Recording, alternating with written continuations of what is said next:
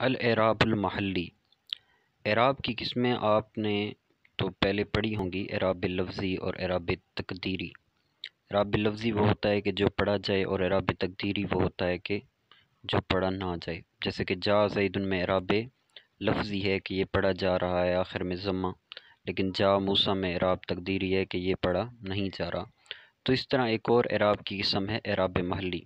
اب یہ بعض سامعین نے جو میرے سننے والے حضرات ہیں چینل پہ، تو بعض کو اعراب محلی کے بارے میں پتہ ہوگا اور بعض کو اعراب محلی کے بارے میں پتہ نہیں ہوگا، اور بعض ایسے ہوں گے کہ جب اعراب محلی کا ہم سبق کمپلیٹ کر لیں گے تو اس وقت ان کو کچھ نہ کچھ سمجھ آ رہا ہوگا کہ ہاں بھئی واقعی یہ اعراب محلی کا تذکرہ ہوتا رہتا ہے۔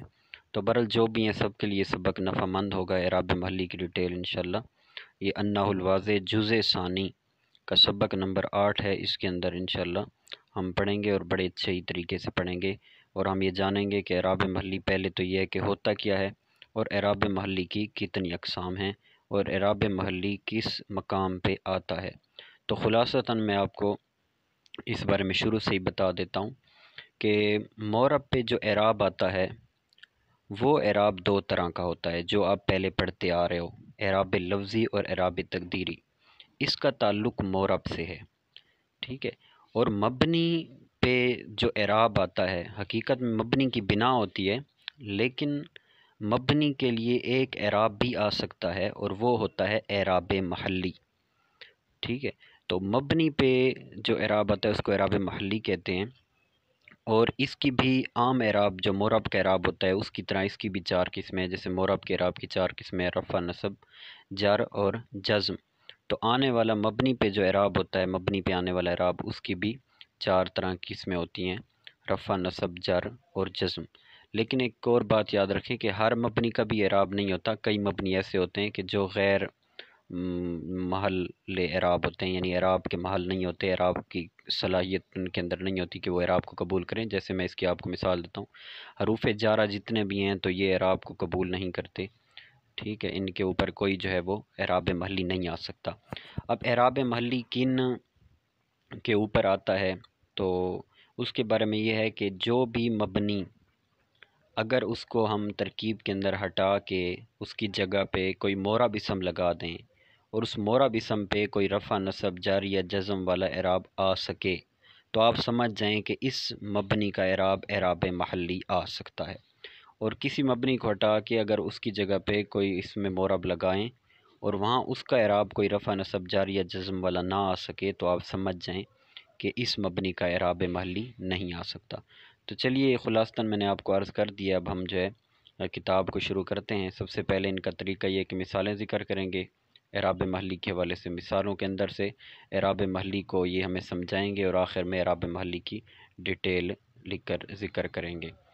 تو جن دوستوں نے ہمارے چینل کو ابھی تک سبسکرائب نہیں کیا ان سے گزارش ہے کہ ہمارے چینل کو سبسکرائب کریں اور ہمارے فیس بک پیج کو فالو کریں، اس کا لنک بھی ڈسکرپشن کے اندر دے دیا جائے گا۔ اس طرح کی اہم اسباق اور خلاصۃ النحو اور نصاب الصرف وغیرہ، اس کے علاوہ جو بھی نحو صرف کی کتابیں ہیں وہ بھی چینل پہ اپلوڈ کی جائیں گی، اور نحو الواضح جزء ثانی کو مکمل انشاءاللہ اس چینل پہ اپلوڈ کر دیا جائے گا۔ چلیے مثالیں شروع کرتے ہیں۔ پہلی مثال ہے انت رجل مہذب، کہ تو ایک مرد ہے تہذیب یافتہ۔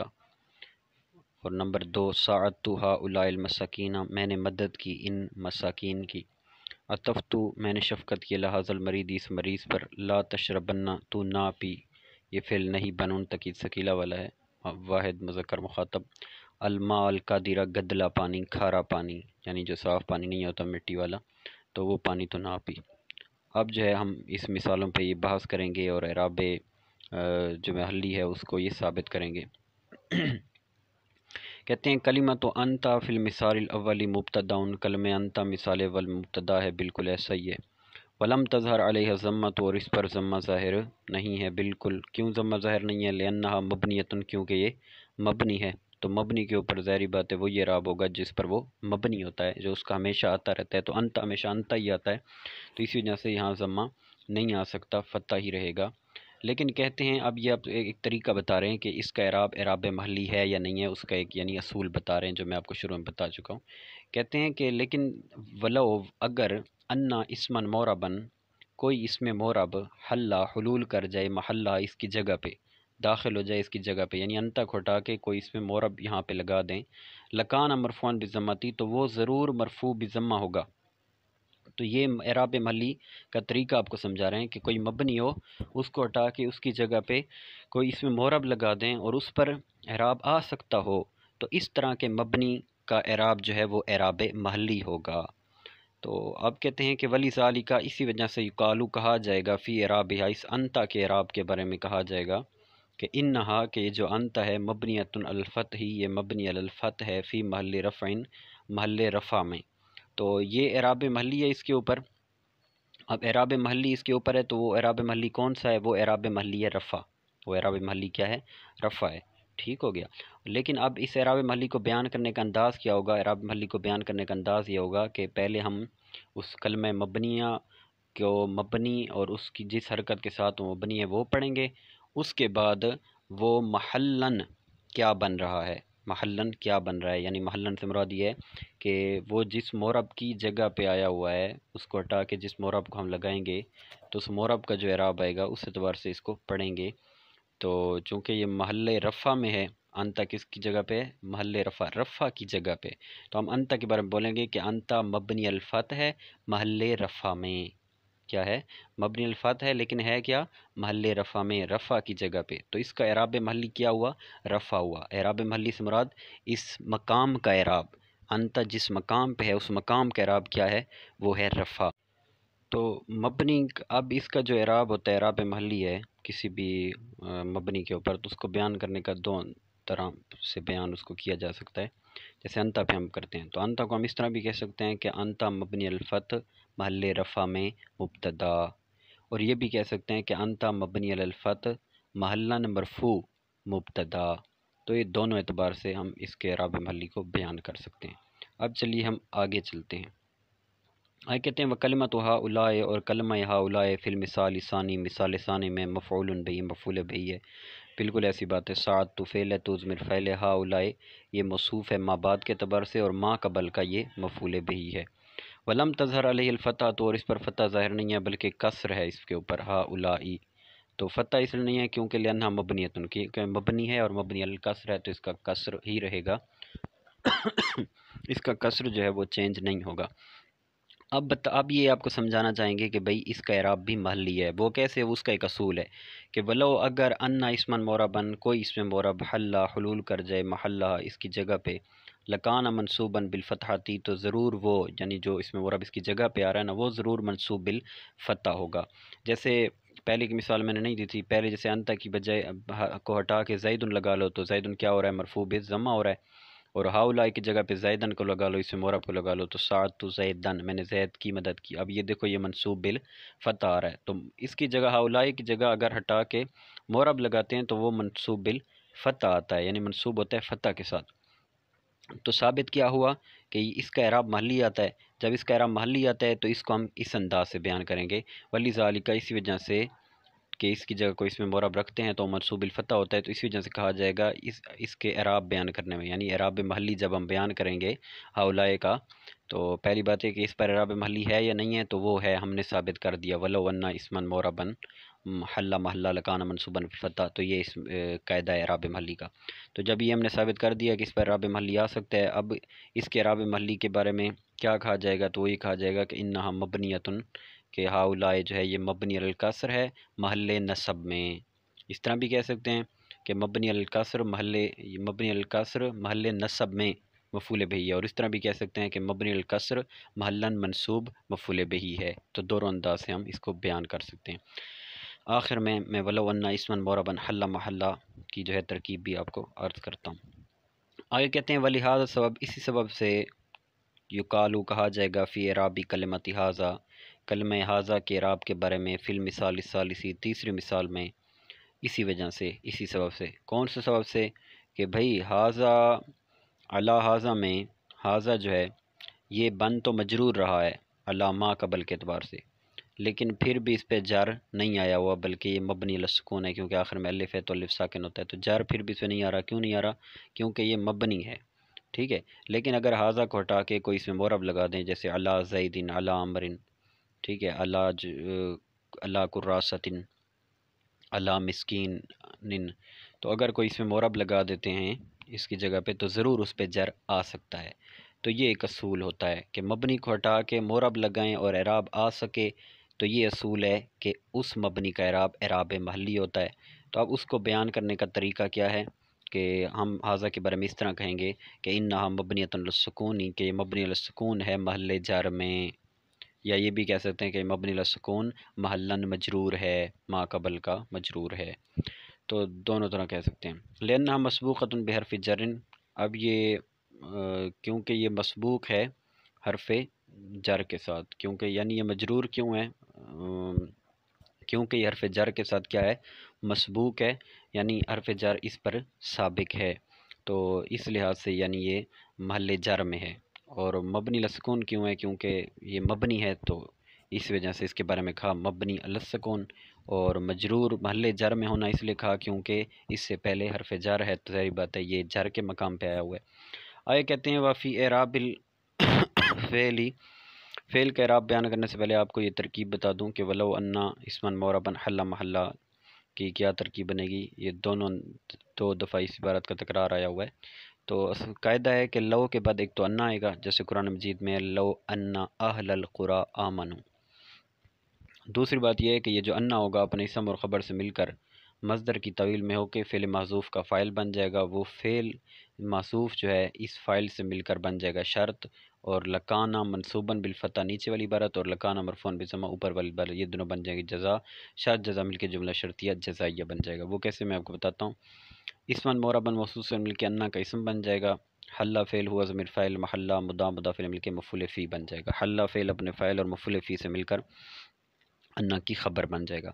तो अब ये अन्ना अपनी इसम और ख़बर से मिलकर ये मज़दर की तवील में होगा। और मज़दर की तवील में करने का मतलब ये होता है कि जो ख़बर है उस ख़बर का मज़दर निकालो ख़बर का, और मज़दर निकाल के इसम की तरफ क्या कर दो, मुदाफ़ कर दो। तो हल्ला का हम मज़दर निकालेंगे, ख़बर है चूँकि, तो हल्ला का मज़दर है हुलूल, और इसम है इसमें मोरब, ये अन्ना का इसम है, तो हुलूल को हम इसमें मोरब की तरफ मुदाफ़ कर देंगे। ठीक है, तो ये बन जाएगा हुलूलु इसमें, इस हुलूलु इसमिन मोरबिन, और इसको हम इस मुदाफ़िले को यानी हुलूलु इसमिन मोरबिन, इसको हम फ़ाइल बना देंगे फ़ेल माज़ूफ़ का। तो इबारत बन जाएगी वलो साबता हुलूलु इसमिन मोरबिन। ठीक है, तो साबता फ़ेल हो जाएगा और हुलूल मज़दर मुदाफ़ हो जाएगा, इसमिन मोरबिन मौसूफ़ से मिलकर इसका मुदाफ़िले मज़दर मुदाफ़िले से मिलकर शिबा जुमला होकर साबता का फ़ाइल, साबता फ़ेल अपने फ़ाइल से मिलकर शर्त, लकाना मनसूबन फ़ता ये बन जाएगी, नीचे ये बन जाएगी जज़ा, और ऊपर लकाना मरफ़ून बिज़म्मा वो जज़ा बन जाएगी। शर्त जज़ा मिलकर जुमला शर्तिया जज़ाइया बन जाएंगे। तो कुरान मजीद में भी इस तरह है, वलो अन्ना अहलल कुरा आमनु, तो वहाँ ये इबारत इस तरह बनेगी वलो सबता ईमानु अहलिल कुरा। चलिए अब हम आखिरी कलमे और आखिरी मिसाल पे बहस करते हैं। ला तशरबन्नल मा अल कदीरा कहते हैं कि वफ़ी एराबिल फ़ेली, और तशरबन्ना फ़ेल का एराब महली। ठीक है, फ़ेल का एराब महली बयान करना, कौन सा, तशरबन्ना। मिसाल अखीर में तशरबन्ना जो है इसका एराब महली बयान करेंगे, जो वो तशरबन्ना फ़िल मिसाल अखीरी जो मिसाल अखीर में है, इसका एराब बयान करने में क्या कहा जाएगा कि इन्नहु मबनियुन अल फ़तही, के मबनी अल फ़तह है। आपने पीछे पढ़ा था कि जब वाहिद मुज़क्कर हाज़िर के सीगा जो होता है, वाहिद मुज़क्कर हाज़िर का सीगा होता है नून तकीद वाला, वो मबनी अलल फ़तह होता है। तो लिहाजा ये नून तकीद वाला वाहिद मुज़क्कर हाज़िर से अगरचे नहीं का है, तो चाहे नहीं का हो या मुज़ारे का हो या अमर का हो, ये सारे क्या होते हैं, मबनी अल फ़तह होते हैं, वाहिद मुज़क्कर हाज़िर के सीगे जिनके आखिर में नून तकीद होता है। लेकिन चूँकि इस पर ला नाहिया दाखिल है, तो अब ला नाहिया की वजह से ला तशरबन्ना बा, ये जो मबनी अल फ़तह आ रहा है, बा नून तो तकीद वाला है, असल तो इराब ये जो बा है असल तो बिना ये है ना, तो मबनी अल फ़तह है तशरबा, ये यहाँ पे मबनी अल फ़तह है, लेकिन ला नाहिया दाखिल है, तो उसकी वजह से अगर हम ला तशरबन्ना को हटा के कोई इसमें फ़ेल मोरब लगा दें, बिलफर यही ला तशरब ही लगा दें, नून इसकी ला से हटा दें, तो ये मोरब बन जाएगा। तो अब ज़रूर देखो जज़म आएगी इस पर, ला तशरब ज़रूर जज़म आएगी, लेकिन चूँकि तशरबन्ना माजी मबनी है, तो ये मबनी अल फ़तह है, तो इस वजह से یہاں جزم نہیں پڑھی جائے گی، لیکن چونکہ محل جزم ضرور ہے تو اس وجہ سے تشرب بننا کا اعراب اس طرح بیان کریں گے کہ اعراب محلی کے یہ مبنی الفتح ہے محل جزم میں، مبنی الفتح ہے محل جزم میں، تو لبنا ہی اس کے مبنی ہونے کی وجہ سے مبنی الفتح پڑھیں گے، ودخول الناحیت علیہ اور داخل ہونے لائے ناحیہ کے اس پر، اس وجہ سے اس کو محل جزم میں کہیں گے۔ تو مبنی الفتح محل جزم دونوں کہنے کی وجہ یہ ہے کہ لبنا یا اس کے مبنی ہونے کی وجہ سے مبنی الفتح کا، اور دخول الناحیہ علیہ لا ناحیہ کے اس پر داخل ہونے کی وجہ سے محل جزم میں ہونا کہا گیا۔ تو دوستو یہ دیکھیں انہوں نے اس مثالوں کے بعد یہ جو چھوٹی سی بحث ہے، اس بحث میں انہوں نے آپ کو کیا سمجھایا، اعراب محلی کے بارے میں سمجھایا، اور اعراب محلی کہاں پہ آئے گا وہ آپ کو سمجھایا کہ کوئی بھی مبنی ہو اس کی جگہ پہ اس میں معرب لگا دو اور وہ مرفوع منصوب مجرور مجزوم بن سکے تو سمجھ جاؤ کہ اس مبنی کا جو اعراب ہے وہ اعراب محلی ہے۔ پھر یہ کہ اس اعراب محلی کو پڑھنے کا طریقہ کیا ہے، تو وہ یہ ہے کہ پہلے تو مبنی کو اس کی بنا کے ساتھ پڑھ لیں گے، مثلا مبنی الفتح، مبنی الکسر، مبنی الضم، اس کے بعد ہم محل رفع کا لفظ بھی بول سکتے ہیں کہ محل رفع میں مبنی الفتح، یہ مبنی الضم ہے محل نصب میں وغیرہ۔ تو اور یہ بھی کہہ سکتے ہیں جو میں نے آپ کو ایک طریقہ بتایا کہ یہ مبنی الفتح ہے محلاً مرفوع، ٹھیک ہے، مبنی الضم محلاً منصوب، تو اس انداز سے بھی اس اعراب محلی کو بیان کیا جا سکتا ہے۔ اور ضمناً آپ کو یہ بھی پتہ چلا کہ اعراب محلی کبھی رفع کے ساتھ آئے گا، اعراب محلی کبھی نصب کے ساتھ آئے گا، اعراب محلی کبھی جو ہے وہ جر کے ساتھ آئے گا، اور اعراب محلی کبھی جزم کے ساتھ آئے گا، جیسے لا تشربنا کا اعراب محلی جزم کے ساتھ آیا ہوا ہے۔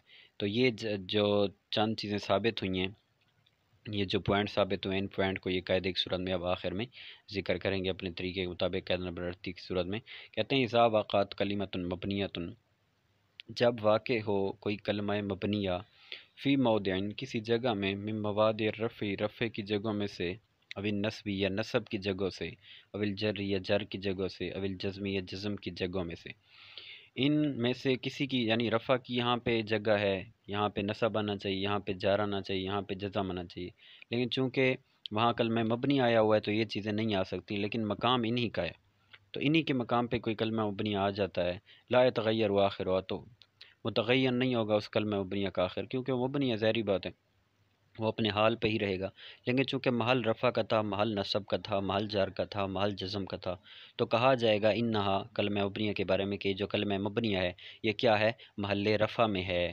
رفع کے مقام پہ ہے، او نصب یا محل نصب میں ہے، او جرن یا محل جر میں ہے، او جزم یا محل جزم میں ہے، علی حسب موضعها فی الجملۃ، جملہ میں اس کی جگہ کے مطابق پر، جملے میں اس کی جگہ کے حساب پر، یعنی جس جگہ پہ آئے گا محل رفع میں آیا ہوا ہے تو محل رفع کہیں گے کہ یہ محل رفع میں ہے، محل نصب میں آیا ہوا ہے تو محل نصب میں کہیں گے، محل جر میں آیا ہوا ہے تو محل جر میں کہیں گے۔ تو یہ ہمارا سبق جو ہے الحمدللہ اعراب محلی کا کمپلیٹ ہوا ہے، اور امید ہے آپ کو اچھی طرح سمجھ آ گیا ہوگا۔ پھر بھی ہمارے چینل کے اوپر جتنی بھی ویڈیوز اپلوڈ ہیں، کوئی بھی اسباق اپلوڈ ہیں، اگر کوئی بھی چیز آپ کو ان میں سمجھ نہیں آتی تو آپ کامنٹ کے اندر پوچھ سکتے ہو۔ اللہ پاک سے دعا ہے کہ اللہ پاک ہمیں سمجھنے کی اور ان چیزوں کو یاد رکھنے کی توفیق عطا فرمائے۔